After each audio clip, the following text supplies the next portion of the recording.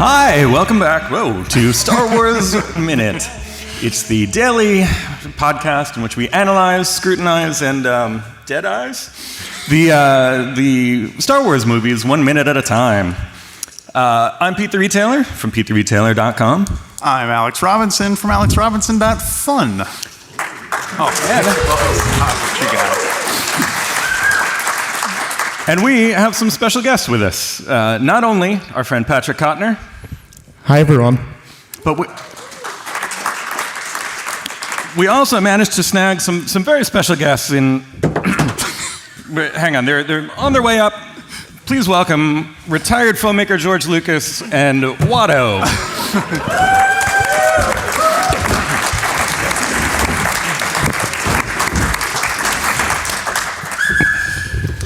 Thanks for coming. Now, thanks for having us. Here, you do this. We'll do ours Beatles style. Okay. It's great to be here celebrating Star Wars. Yes, we should mention we are recording this live at Star Wars Celebration 2023. Yes, in London, England. That's what I hear. Today we're here talking about minute 26. Minute 26 starts with the First Order officer telling Kylo Ren where his new necklace came from, and it ends with Poe Dameron telling Lando that they're looking for blank. And now, listeners to the show may know that we sometimes, if the minute ends on a cliffhanger like that, we'll do a little match game style. So we've asked these guys, we're all going to do, got some British tourism postcards, and we're all going to think, what is Poe going to tell Lando that they're looking for? What are they looking for? What could they possibly be? I do know the answer too, so we'll see if we get a match. All right. Alex, you want to go first? Is everyone finished? Yep. I said, looking for love, of course. Just lonely. All right. Mr. Lucas? I also have love. Oh, match. Watto. I wrote looking for Mr. Goodbar, which I would argue could be interpreted as a form of love. A certain kind of love. And I wrote about someone that I love, Rose Tico. Oh, yeah. Where is she? She had to stay home to I know. Should have look brought at her. stuff. And I wrote a bottle of anything and a glazed donut to go. All right. Well, 2 matches at least. All right, there we go. So, you want to start off? First, we do get this brief glimpse of the what was the name of the ship? Do we remember? The First Order ship that they're on, where Kylo Ren has basically said, I just found this necklace, analyze it, tell me what's up.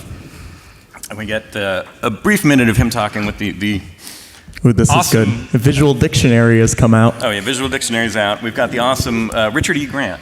You guys, Yes. With Adam's Family movie Morticia lighting, they give him the only eyes treatment. It's like he's looking through a keyhole at Kylo Ren. With nail and eyes. Yes. Oh. Steadfast is the name of the ship. There you go. Right. Sturdy. There we go. It's kind of wimpy for a Yeah. bad guy's ship. Yeah, it's not menacing, it's just reliable. Yeah. Are you guys Richard E. Grant fans? Yeah, he's a good actor. And funny. Yes, I will say this. I'm a humongous Richard E. Grant fan.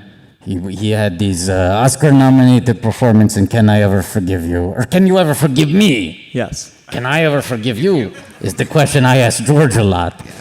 And then it felt like he had this career revival, and they're like, oh, he's going to be on Loki. He's going to be in Star Wars. Richard E. Grant is playing an officer, a steely British First Order. I went, perfect casting. Can't wait. Every time I rewatch Rise of Skywalker, I go, oh, right, he's in this. I was so excited for him to be in it, and he does his job well, but I completely forget that he did it. This shot does look like it's from a different movie. Adam's Family Values. I will repeat this until it gets a laugh. Is there a term for that, George? You must know. Is there a term for that shot where you just have light on their eyes? Yeah, it's just a shot where you have light on their eyes. You don't have to get fancy about it. You say what you need. Okay, yeah. Well, there you go. Best if you're direct and just let them know what you're doing. That's the kind of thing you learn at USC. Yeah, that's right. Yes. So I feel like here they're kind of hinting that Pride is the traitor inside the group, right? Yeah, Doesn't it feel that way? It's like kind of a red herring. Yes. His delivery is definitely menacing. Yeah. So, well, anyone else have anything else about the Steadfast before we move on to Rave Planet? Rave Planet Pisana. I mean, I will say this, just I guess as an overall comment as we proceed with this minute.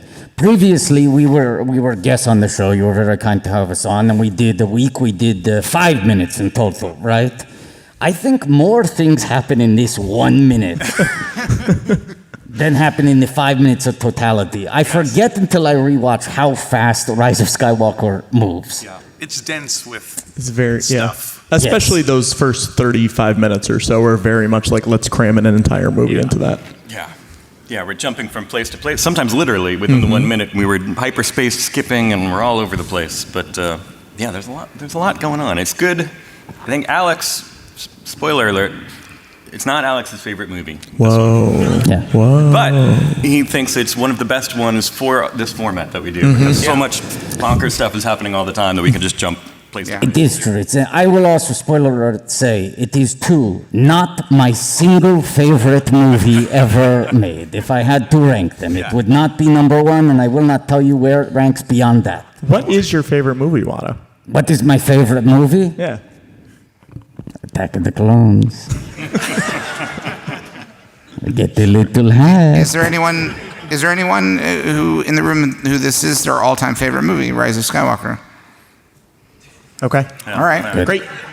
Now we know It where we may stand. it's not that kind of movie. It takes time. It's a Yeah. slow burn. You know, like Yes. over time, people will be like, I like how fast it goes. "Oh yeah, me too." You know? Because you can cut down on things when you're like, how'd this happen? You're like, we don't know. Right. No time. Just No move time. past it. Let Like, the he's books back. talk about it. How? We don't know. It is kind of the summation of your faster, more intense ethos. Yeah. Like, let's just do it. Fast, Yeah. intense. No time to talk. But we are going to talk about, they make it to Pisana, the dance, the festival of the ancestors in Pisana. The Burning Man planet. Yeah. Yeah. Yes. It's a party planet. Yes. And our crew has been wandering around a little bit, and they get nabbed by a stormtrooper. He finds them. He announces to nobody in particular. He's like, "I got them." And but then out of the blue, oh my God, he gets hit in the eye with a crossbow. Oh. And this is the most. Well, this is twofold. One, I feel like this is the most gruesome stormtrooper death that we see. I mean, we were assuming he's dead. Maybe not. Maybe he walks around. You know, he's got an eye patch. Episode 10. There Stormtrooper you with go. an eye patch. Right. Does he wear it on the helmet or on the head? I feel like it would be like a badge almost. Wear it on the helmet. Sure, So you sure. That's that guy. He's been around. This Stormtrooper also feels like one of the Stormtroopers in the sequel trilogy where it was a famous person and they were going to tell you later, they're going to be like, oh, by the way, that was Hugh Jackman, you know, that kind of thing. Just because they give him the glamour shot before he gets... The hero moment. Here's my question, and look, the longer we make these Star Wars films, we want them to explore new areas, right? We don't want them to retread. We want them to raise new questions, new information. And this moment, this shot, for the first time, poses a question to me that I had never even considered in the Star Wars universe. Are the lenses in the Stormtrooper helmets that weak? Or is this the strongest, sharpest arrow of all time? Because I wouldn't think it could penetrate. Stone Age technology has always been the Stormtrooper's Achilles heel. So, I mean, look, Avatar rules, you know, one bow and arrow can cut through any piece of equipment. Yeah. We're also assuming that all these stormtroopers have two eyes. Oh, that's true. True. Yeah. And famously, there is no eye in Stormtrooper. Oh, wow. Yeah. Yes. That way. Yeah, George, thank you for the reminder. We should check our privilege and not make any assumptions about who's under the helmet. That could be just to the side of, like, he could have one huge eye and the goggle shapes are purely ornamental or decorative. Might have zero eyes. That's right. Hit him in the nose. Yeah. yeah. Or it could be any body part, let's be honest. Could be his arm is up there. Yeah. And those arms could be his legs. This is a good... And both legs could be his eyes. This is the kind of thing you would have gotten if they let George still do a pass on every movie. Let me at it. Is through there, and then George would say, add in a line where he goes, "Ow, my foot," and suddenly all questions answered. You know? That's right. Yes. Right. Suddenly it all makes sense. We're like, oh, of course, his foot is there. Yep. Kind of a Sebulba thing going on. Yeah, but overall, Stormtrooper Armor doesn't seem to do much Yeah. in general. Yeah. Other than occasionally a convenient disguise, but I think overall. And it's not like they haven't had time to work on it. Because at this point, it's been 50 years, something like that. I think 45 years. But think about like how Apple products keep getting worse. That's true. It could be one of those things where it's like they got an upgrade, but what did they make better? Yes. Yeah. It's the camera is much better on this armor, but other than that, Yeah. it doesn't- And sometimes if you have older armor but you do the new iOS update, it starts running slower, like they're almost forcing you to upgrade. Yeah. so that's probably this guy's deal, or woman, or we don't know. But yes, in the eye with a crossbow, and makes quick work of him. I do like that. Red Rider style. Yeah, you'll shoot your eye out, kid. I do like that nobody seems to care. All the dancers, the partiers are just like, whoa, hey, I'm not touching that. It's a dancing. missed opportunity. I would have had like maybe just like one Gungan there who'd be like, oh, that's the guy hurt. Yeah. You know, something like just a little bit of fun, just to call it out so people know like it's funny that this guy got shot in the eye, Right. or whatever. Just so we don't get too scared and upset. We're But- like, no, oh, good, they made us laugh. Let's also acknowledge this seems like to be gentle about it, a bit of an anything goes environment. So they look over, stormtroopers got an arrow through an eye. Who are they to kink shame? You know, they go whatever you like. Yeah. By all means, go ahead. There are probably some skeptics who think it's one of those like arrow through the head type They gags. think he's doing a bit. Oh, surprise! In the Stormtrooper costume, it's Steve Martin. Yes. That's what they could have done. Good cameo. Yeah. Excuse me. Do you think we'll see cosplayers next year with the old arrow and the? I hope so. I hope people are already planning the arrow through the eye guy. Why next year? Because that's when it's most topical. Also, when there's no celebration. Yeah. Just walking around the streets next Yeah. year, we're gonna see. Or come to this facility. Maybe it'll be empty and they can just like wander around. It's between events. Yeah. The ghost. That would be a good. Now you got that idea in my head. Like you put this particular kind of first order stormtrooper costume on with the crossbow thing in there, and then you go take a picture with Billy D. Williams to be like, Yeah. you did it to me. He would absolutely remember and understand what you were doing. He would go, oh, of course. Yeah. My famous co-star. Good to see you, old buddy. Right. Yeah, so then after the arrow shot, we get the reveal of the shooter. And it's the mysterious hermit. Yes. Mysterious and handsome stranger who drives a really cool car. Well, he doesn't drive the really cool car. He brings the crew over to his really cool car. Yeah. And we will get to who drives that car in a little bit. This is the best shot I could get of the car because all the other ones are slightly obscured. But it's almost like a sand crawler broke, and it like this part just kept driving, like you know, when like in a cartoon or something, where like the top comes off and the bottom keeps going. Not my favorite car. No, what is No. your favorite car? A fast one. This is slow. Yeah, Too right. slow. Yeah. You don't want to see this. I would like to see a big like kind of tank tread kind of thing in American Graffiti style. You know, Yeah. people kind of driving that around town, going to the Oh burger yeah. shop. Yeah. Cruising down the boulevard. In this, just like. Yeah. Yeah. What is this called? You have a. This is called the treadable. Maximum speed, where I just lost it. 40 kilometers per hour. That's 25 miles per hour. So yeah, Oof. not exactly the fastest Sorry. of They use kilometers on Pisana? Is that canon? I mean, if it's in there, that means it's canon, right? Yeah. It's Star in the Wars book. went metric. Wow. I guess they do use meters. Yeah, I 'cause guess they wombats do. are- Yeah. wombats are- And which side of the street do they drive in on Pasan? Because I always get confused when I go to Pasan and I'm trying to get an Uber and I go, which way do I get in? You know? Let's see. They get picked up. Well, we'll have to. I think. Driver's sort of in the middle. We'll talk in a second about, yeah. I'm going to say right-hand drive. Right-hand Okay. drive. Right-hand drive. Doesn't say in the book. It does not say that. It says it is being driven by Coloni. Well, yeah, we got Coloni is the there we go. There's Coloni. Boy, do we love Coloni. Yeah. Coloni is a you can't see in here, but she's got pink hair. First of all, it's a lady, lady. despite the gruff voice. She's got pink hair, and it's basically a cross between like a taxi and an ice cream truck. She's a cross between a taxi and an ice cream truck. I mean, why not? Yeah, You know? could be. This happened a long time ago. Things were different. It's true. The distance from here was tremendous. No, I mean that's her. What she does on Pisana is basically like she just drives around. If you can hop in, kind of tell her where you're going, and shop while you're there. It's almost like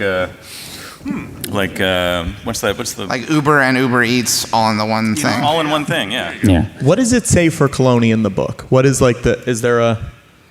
Flinty and age-worn. Yep. Yeah. She's been driving this for decades. She has weathered so many festivals of the ancestors that she jokingly tells new visitors to Pisana that she herself is one of the ancient ancestors being celebrated. It's a funny joke. And she's basically a snake. Oh. She doesn't have any arms or legs. Yeah. She's just kind of wraps herself around the controls. I'll tell you, Coloni and I came up together. We were in the same stand-up circuits, and she was one of these people where everyone, you should really be in the Star Wars. And she'd be like, yeah, and I should be on SNL. Like, that's not helping me to tell me the dream job I want. She was just making the rounds for years and years and years. And we were like, Coloni, it's going to happen one day. You know, she does pilots, they don't go, you know. And it was so satisfying to see her get this and really pop.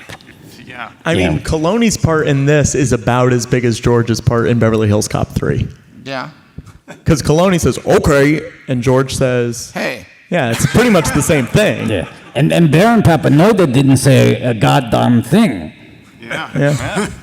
Slightly smaller part than Dan Aykroyd in Temple of Doom. Though. Yeah, well, he gets a He couple gets a lines little, at like, least. Yeah. He's I think- visually so small, though. But Yeah. Coloni, you know, while they're looking at it, Coloni would be a great character to have a Disney Plus streaming series because you could just have different guests in every episode. It all takes place in the vehicle. Right. Anybody needs a ride or needs something to eat, and it's just sort of like a chat show. A space taxi cab confessional. Yeah. You could do a motoring show with Coloni, like a travel show. Yes. Like Cash Cab. Yes. Yeah. You know, I was on Cash Cab. That's right. But yeah, according to, I don't know if it's in the book, but I read it on the Wikipedia page. Wikipedia, a wonderful resource for this kind of a thing. Never heard of it.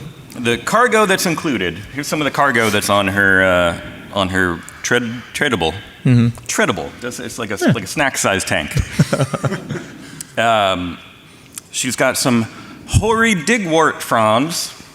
Hoary Digwort Franz. Digwort fronds. Hoary Digwort Franz. Hoary Three Diggle- great character names wasted in one thing. Right, Yeah. yeah. Don't blow those on food. Yeah. Yeah, Dennis That would have been a great trio of characters to show up.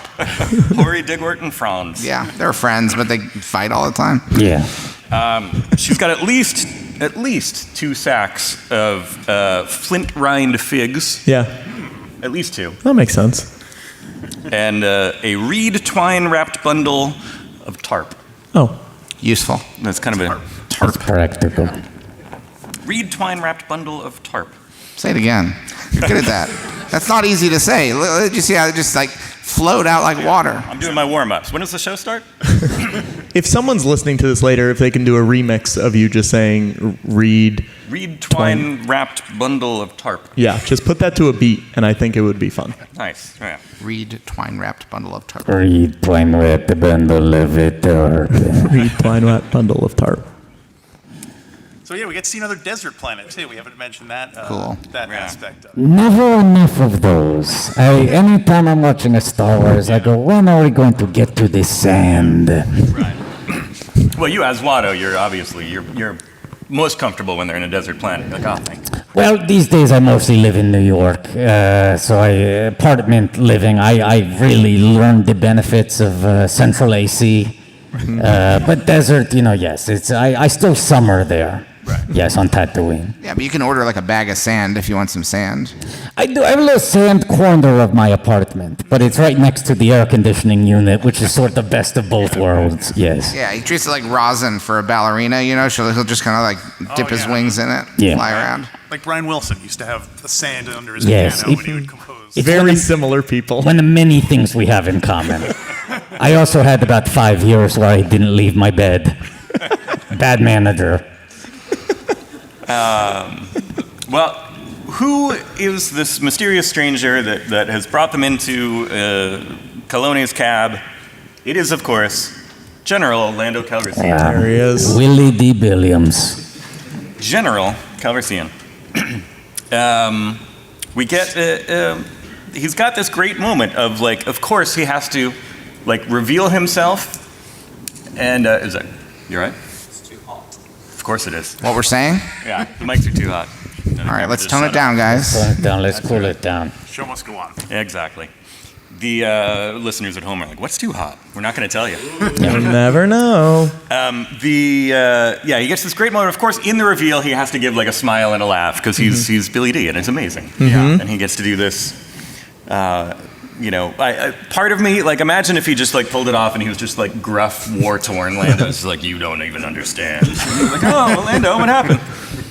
But we do get this joyous moment, and we all knew that. I mean, most of us. I don't know if you were completely avoiding spoilers. That would be great. Did anyone not know he was going to be in this when they saw the movie? We're at Star Wars Celebration. I don't think Some anyone was people like going in. avoiding the commercials and the trailers and Yes, everything. yeah. You know, I don't know. No, what are you going to say, George? I think we probably had a shared experience because I was just watching this like anybody, like any other normal person. Retired filmmaker. But I think everybody probably had the feeling of sensing that I bet that's Lando in there, but also I bet that's not Billy D in there. It's like for all the scenes before the reveal, right? We all felt that, right? Yes. Oh, yeah. Yeah. That's Yes. part of the easy way of like having him wander around in a costume for a few minutes first. George. Style. It struck me. You might want to share the Billy D. Williams New York Comic Con story. We did because we do a talk show out of New York, and we do these Comic-Con panels. And one year, Billy D was there, and we were hoping the schedules would line up and he would come drop by our panel. But to entice him, we found some dead stock on eBay of Billy D. Williams' 1991 signature scent, Undeniable. Wow. This was a cologne that he released. And this was in late 2019. Yeah, almost 30 years ripe cologne. Yeah, and so we were offering if people wanted a little spritz, they could come up and get a spritz of this cologne. And let's make it clear, we were in an unventilated basement room under a convention center. And so I did a little sample spritz of it, and somehow it filled the entire room. It was like a room like this, and it was. The response of the audience was as if it was a chemical attack. Yes. Attack of the Colognes? Yes. Oh! How have we gone like 4 years of talking about this without thinking We're of that? bad. We're bad at what we do. But you know, then the global pandemic happened. Somehow an even worse airborne toxic event happened Yeah. that reached far wider. And then we didn't get to do New York Comic Con again until 2022, or do we do it in 2021? 2021. We did in 2021. It was 2 full years later. Swear to God, it still smelled like Undeniable in there. Yeah. Yeah. I recommend if anyone, you can still find plenty of it on eBay. Right. It's floating around there if you're curious. It is undeniably a strong scent. I will say that. Yes. Does Billy himself selling them? Yeah, it was his. Like, there's all sorts of you can buy a scarf that has like an art print on it. It was like he was the brand, he was the campaign. He's not currently selling. no, No. It's discontinued. They don't manufacture it or sell it first on the. Yeah, but we should acknowledge the eBay seller's account name was Billy Depot Williams. It might be. Yeah, it could be him. He probably remembers selling it as much as he remembers the guy getting the arrow through the eye. Undeniable. Well, it seems like there was just enough, like, it did its job with enough of it. They didn't have to make any more. It's just like, that little spritz Yes. made the whole world smell better. I'm done. Like, that's it. So, better. That was the problem. It's why it sold so poorly. Is never did anyone need to buy a second bottle. No, yeah. Yes. That one little bit will do you. Nor would you want to. No.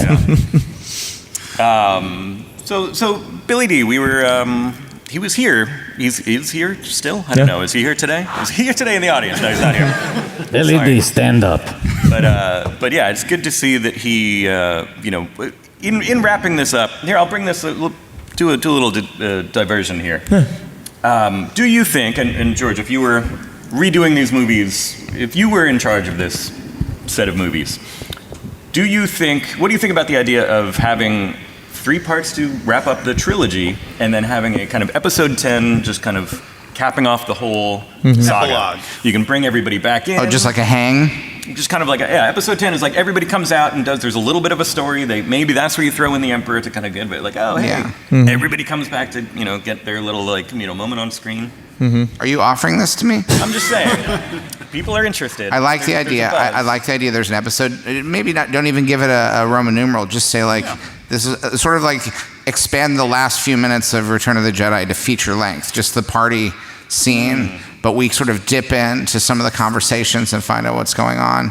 I like that. And at some points, and maybe you can make it so you don't have to watch, you could only watch this one because there'll be various points where people will be explaining what they've just gone through. So you sort of get a sense of like, oh, okay, I know what happened. Yeah. It's like, so my dad gave me back the lightsaber and I ran it right through him. Right. That sort of thing. Look, I will say, as being charitable to what I said is not my number one favorite movie of all time.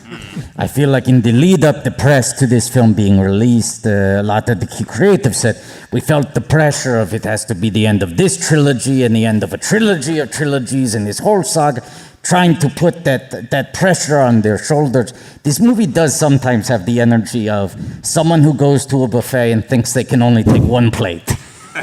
You got to get everything the first time. Maybe they needed a little room to breathe. I'd love to see Ray going through the process of making it official, going through that name change. Like, I imagine that involved a fair amount of paperwork. That's a whole movie in and of itself. Yeah. Yes. Right. Yeah. It's like Brazil or something where she's just going through, filling out all the paperwork with the. Right. What would that be, Ed? What do we have at the end of this? A new Republic? I don't know. New I guess we'll find out. The Sununu Republic. The Nunu. On C-SPAN. I don't know. What do we have? Unclear. That's the new movie that they just announced is going to probably talk about that. Yeah. Well, New Republic's still around, Oh, that's true. Is it? right? I don't know. Nobody here would know. Still around by the end of the movie, though. I do hope there's a scene in the new movie, and I hope I'm not beating them to, the punch on something they already have on the page, top secret. I do hope there's a scene where Rey tries to fly commercial, and they're like, the reservation says Skywalker, and your passport says nobody, and she's like, well, it's kind of a spiritual, it's sort of a chosen name. Now, the new Ray movie takes place, 15 or however many years later? Yeah. Right. It's supposed to be 15 years. Here's a slime move they could do. They could be fighting the Third Order. So that way you're like, wait, there was a Second Order Missing after the order. First Order, and they were Yes. already on to the... It'd be really great if they were up to like the 12th Order, and you're like, wow, these orders really fell fast in that Yes. 15 years. And then they could make midquels. That's right. They go back. Yes. Yeah.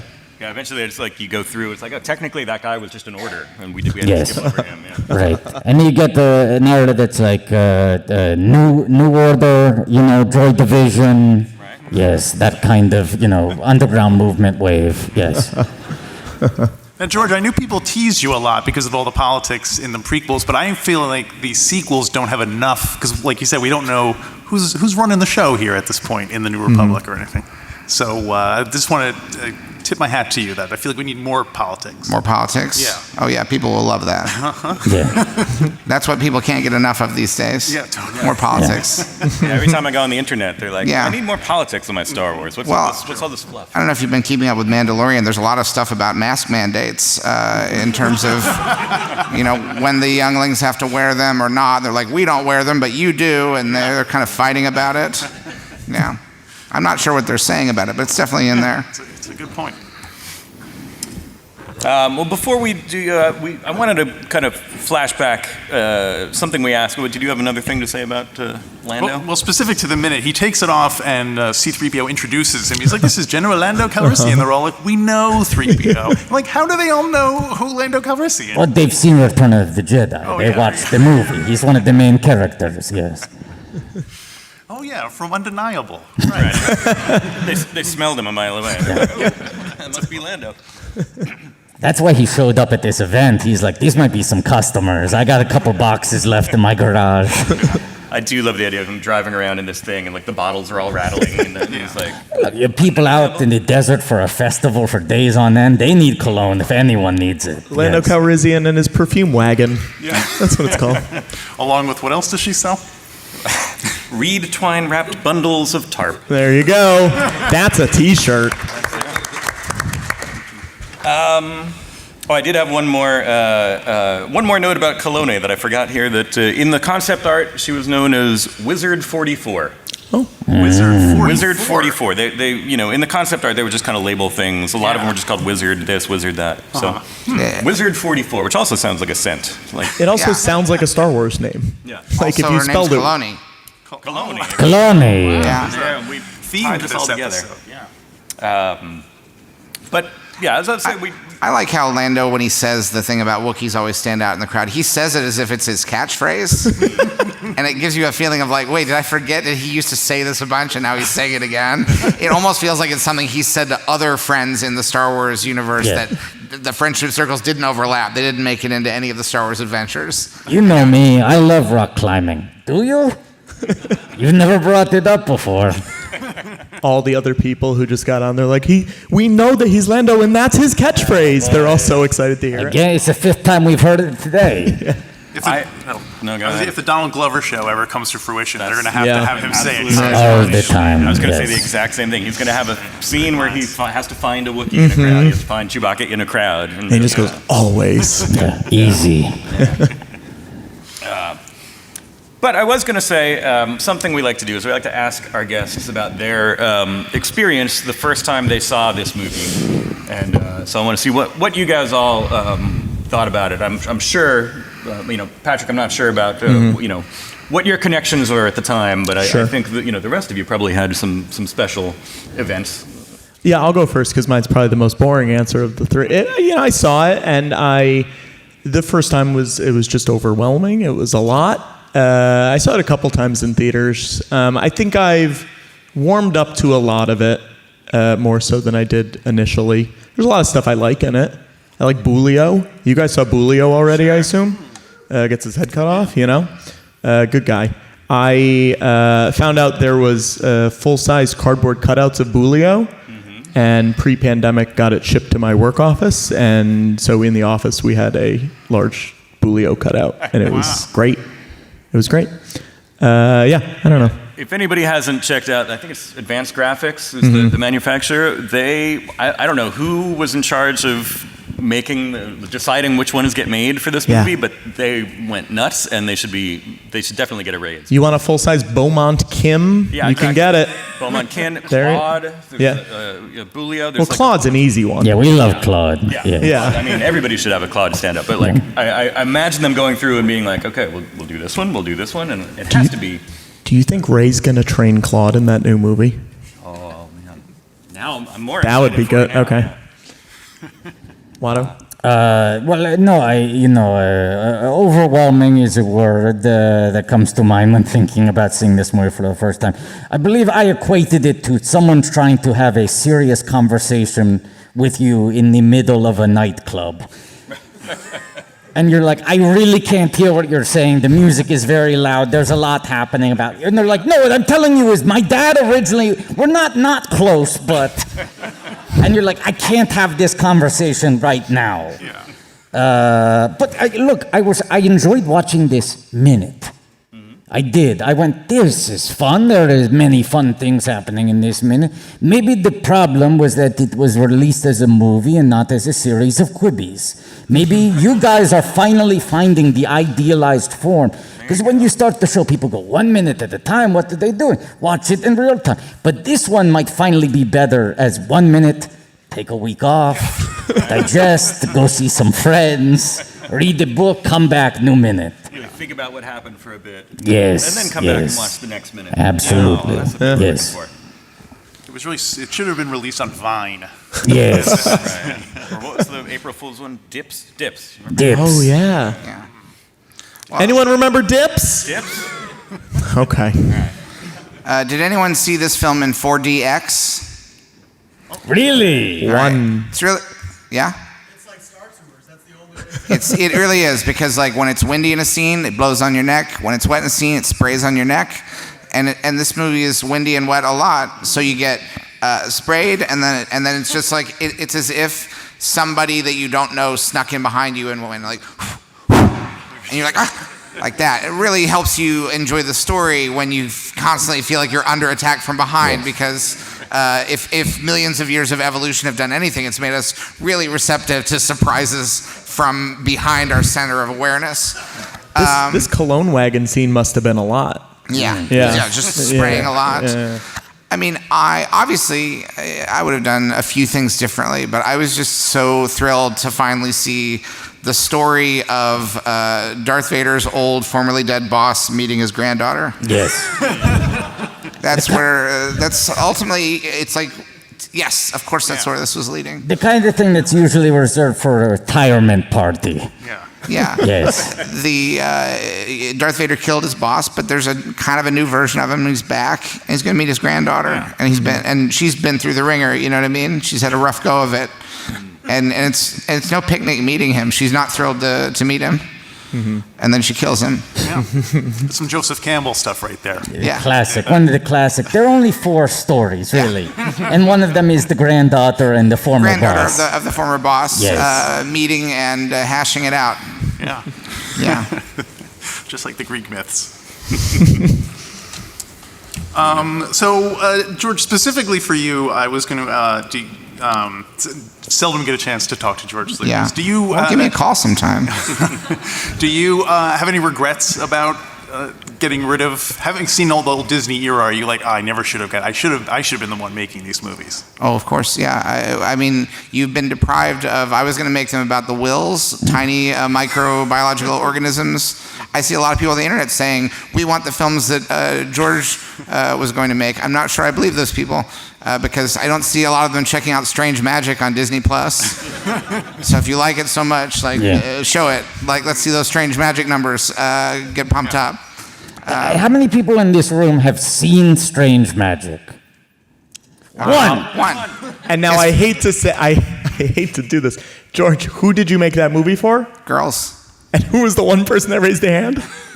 Girl. And just to be clear, that is a real thing that George Lucas said in an interview. Don't talk about me like that. I'm right here. I'm putting some respect on your name. Yes, I've said in interviews that I made Star Wars for boys and I made Strange Magic for girls. Yeah. Very cool. Now, here's a question. Here's a follow-up question. Who here in this room had never heard of Strange Magic until this moment and doesn't know what we're talking about? Okay. At a Star Wars convention, it is the last movie George Lucas ever worked on. It's on Disney Plus right now. It was part of the deal. It was part of the deal. It is a jukebox musical, CGI animation. It was part of the deal for selling Star Wars. You have to finish and release this movie. I made it a musical because I had like 200 songs on my iPod. I'm like, let's make this about fairies who live in the woods. This is accurate, yes. It's fairies who live in the woods. And Directed by Gary Rydstrom. All-star voice cast. Yes. Kristen Chenoweth, Alan Cummings, just... Maya Rudolph. Yeah, so many great people. And in the same year that Star Wars Force Awakens was the #1 movie, broke all these box office records, Strange Magic also broke box office records. Broke a I'll have you little know. record. Tell us more, George. It's the lowest grossing animated movie ever to be released on 3,000 screens. Wow. This movie, I don't know if it's available because I know Disney Plus over here shows things like the menu. It's not the same, so it might not be available here, but I bet it is. Yeah. Everyone here, the next time you have a couple hours free, Strange Magic, George Lucas, it's got jokes, it's got romance, it's got daring do, adventure. Now, Pete, can I pitch something really quick? Yeah. You're not Pete or Alex. You're looking right at me. You're coming up on, you're going to end this movie fairly soon, right? There's not that many minutes left, ultimately, in the grand scheme of things. There's another movie you could do after this. Strange Minutes. Strange. Strange minute. Oh my God, we're hearing it all come together right here. Have the two of you ever looked at each other and said, I wish we had less listeners. I wish there was a way to make less people follow this show. If so, I highly recommend Strange Minutes. It's too bad April just passed. We could have totally done a... Oh, did April pass? Fools. Yeah, sorry. Oh. Sorry. Yeah. I know, you didn't, this is the way you find out. I'm joking.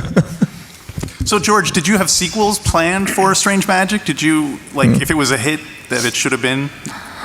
Was Oh there yeah, but you can also pass those off to like I didn't direct Strange Magic, Right. but yeah, I would love to make more of them. You know. What But, song would you use in the second one? What would be like the main song? I mean, let me look. What's a good song? Star Spangled Banner. No, not that one. Oh, okay. Too political. Too political. No, just do anything. Do the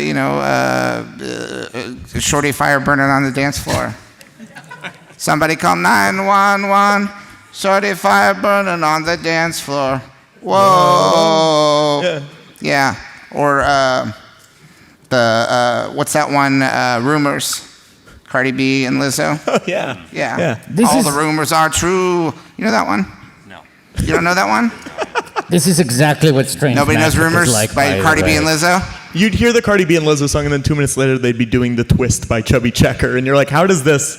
I can't This comprehend movie this. writes itself. Magic certainly is strange. Yes, Yeah. yes. So I also have a question for Watto panel. Are you holding out, or are you holding out for a cameo in a Disney Plus, or more than a cameo? Yeah, not the cameo. Yes. No, I've been making the rounds. It's tough out there right now. You know, writer's strike incoming. I've been making the rounds for pilot season. It is a little bit annoying that I feel like, you know, I'm right here on the bench. I'm ready to go. But I'd rather not have a cameo. I'd rather wait for something meaningful. I've been pitching them a lot of things. Such as? Uncut Watto was sort of, I was saying, don't go to a dirty place with this. But I was very inspired watching Uncut Gems, you know, and I said, this is a great movie, a gambling addict, this is someone who's getting caught up in bad deals, is trying to outrun. So I just said, you know, like, Sabova's got a lien on me. You know, I'm about to lose the lease on the hut. You know, and I'm going around trying to borrow money from a hut to pay back the hut. And Bob Chapek loved this idea, and from what I gathered, this is why he got fired, that he had greenlit it.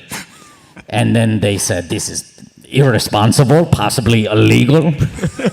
This reads like a money laundering front, the project itself. So we're holding out. It's meta. It's a money laundering project about a money laundering. Yeah. Exactly. I like it. Yes. Well, we have any other questions for our panel? Anybody have any other notes for this minute? Or any other minutes? Things you're looking forward to later in the movie? I know you, Patrick, you mentioned, we already did Bulio. You already did Bulio. I mean, you guys, you're pre-Babu right now. The breakout star, Babu Frick. Oh, yeah. Yeah. Right, that's going to be like, He's the next kind of like the arc of goofy characters, wonderful goofy characters in this. There's a lot of goofy characters in Yeah. this. Yeah. Because there's Claude, Babu, Kaloni. Kaloni. Kaloni? Back up to Kaloni Yeah. for a second there. There we go. Yeah. Max Goof, Powerline, Roxanne, whoever Pauly Shore played. It's Who's that little droid, Dio Smio? What's his name? Dio. Dios mío. Yeah, Dios mío. Dio, that's his full name. Yeah, his That's full name. Dio is just how we introduce him, but his last name is Smio. Smio. Rothgar Deng. That's what I'm looking forward to. You guys gonna talk about Rothgar Deng? Okay. Do you know who that is? Does anyone know who Rothgar Deng is?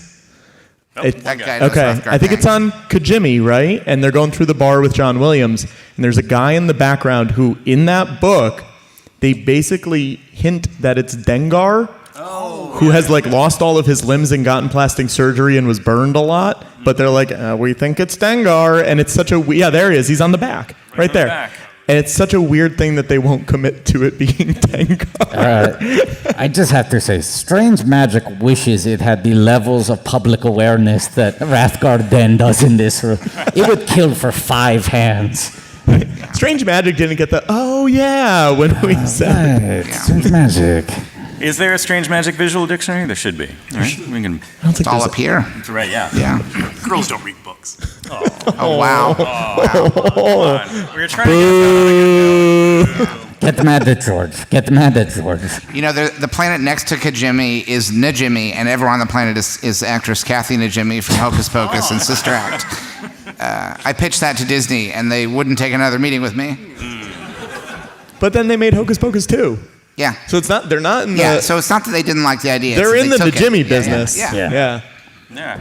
It would have been like a being John Malkovich kind of a thing. Yeah. Najimy. Welcome to Najimy. I'm Kathy Najimy, and so is everyone else on this planet. And then you pull back. Do you have like a audience surrogate, somebody who crash lands on the planet of Kathy Najimy? Yeah, you won't believe who he has cast to play the role. Kathy Najimy. Well, thank you, George Lucas Talk Show. George Lucas, Watto, Patrick Cotnoir, thanks you. for being with us for this wonderful minute 26 here at Star Wars Celebration in London. We appreciate you hanging out with us. Thank you, everybody who's here in the audience, for hanging out with us, listening to this. Thank you, listeners at home in the far future, for sticking around. And if you guys want to stick around, we've got Alex did a wonderful poster promoting this that was online, and we printed out a few. So we've got some with us up here if you want to grab some on your way out. We also have Sharpies around, so I'm sure if you want to get a signature, you might be able to. And hopefully, we'll see you all on a future minute of Star Wars Minute. Star Wars Minute.